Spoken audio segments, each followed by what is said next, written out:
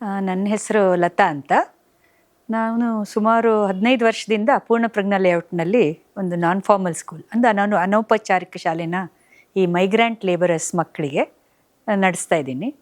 ನಾನು youth for ಸೇವಾ ಜೊತೆ ಕನೆಕ್ಟ್ ಆಗಿ ಅವರ ಸಪೋರ್ಟಿಂದ ಇದನ್ನು ನಡೆಸ್ಕೊಂಡು ಬಂದಿದ್ದೀನಿ. ಈಗ ಒಂದು 4 ತಿಂಗಳಿಂದ ಸಂವರ್ಧಿನಿಯಿಂದ ಪ್ರಕರ್ಷ ಅಕಾಡೆಮಿಯವರು ನಡೆಸ್ತಿರುವ ಸಂವರ್ಧಿನಿ ಅಂದರೆ ಮಹಿಳಾ ಸಬಲೀಕರಣ ಈ ಕಾರ್ಯಕ್ರಮದಲ್ಲಿ ಭಾಗವಹಿಸಿದ್ದೀನಿ. ಇದು ಬಹಳನೇ ಚೆನ್ನಾಗಿತ್ತು. ಸುಮಾರು ವಿಷಯಗಳನ್ನು ಇದರಲ್ಲಿ ಕಲ್ತ್ಕೊಂಡ್ವಿ. ಬರೀ ಲೀಡರ್ಶಿಪ್ ಕ್ವಾಲಿಟೀಸ್ ಬಗ್ಗೆ ಹೇಳ್ತಾರೆ, ಅದು ಏನು ಮಾಡ್ತಾರಪ್ಪ 4 ತಿಂಗಳಿಗೆ ಅಂತ ಒಂದು ಅನುಮಾನ ಇತ್ತು. ಆದರೆ ಬರೀ ಲೀಡರ್ಶಿಪ್ ಬಗ್ಗೆ ಅಲ್ಲದೆ ಜೀವನಕ್ಕೆ ಬೇಕಾದ ಎಲ್ಲ ವಿಷಯಗಳನ್ನು ಅವರು ಕವರ್ ಮಾಡಿದ್ದಾರೆ.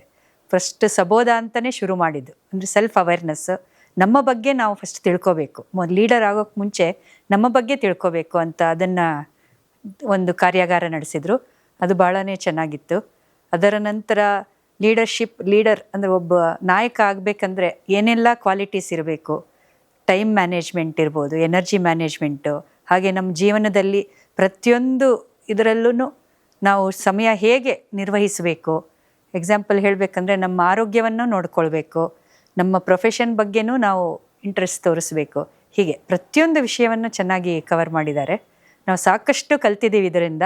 ನಾವು ಅನೌಪಚಾರಿಕ ಅಂದರೆ ಬಹಳ ಅನೌಪಚಾರಿಕವಾಗಿ ನಾನ್ ಫಾರ್ಮಲ್ ಆಗಿ ನಡೆಸ್ಕೊಂಡು ಹೋಗ್ತಾ ಇದ್ವಿ. ಇದರಲ್ಲಿ ರಿಪೋರ್ಟಿಂಗ್ ಎಷ್ಟು ಅಗತ್ಯ, ಅದನ್ನು ಮೆಜರ್ ಮಾಡೋದು, ನಮ್ಮ ಸಕ್ಸಸ್ನ ಮೆಜರ್ ಮಾಡೋದು ಎಷ್ಟು ಅಗತ್ಯ, ಅದನ್ನೆಲ್ಲ ಬಹಳ ಚೆನ್ನಾಗಿ ತಿಳಿಸ್ಕೊಟ್ಟಿದ್ದಾರೆ. ಇದನ್ನು ಇನ್ನು ಮುಂದೆ ನಮ್ಮ ಪ್ರಕಲ್ಪದಲ್ಲಿ ಇದನ್ನೆಲ್ಲ ಅಳವಡಿಸ್ಕೋಬೇಕು ಅಂತ ನಿರ್ಧಾರ ಮಾಡಿದ್ದೀವಿ. ನಮ್ಮ ಪ್ರಕರ್ಷಕ ಅಕಾಡೆಮಿಯವ್ರಿಗೆ ಈ ಕಾರ್ಯಾಗಾರವನ್ನು ನಡೆಸಿಕೊಟ್ಟ ಎಲ್ಲ ಟೀಚರ್ಸ್ಗೂ ಎಲ್ಲರಿಗೂ ನನ್ನ ಧನ್ಯವಾದಗಳು.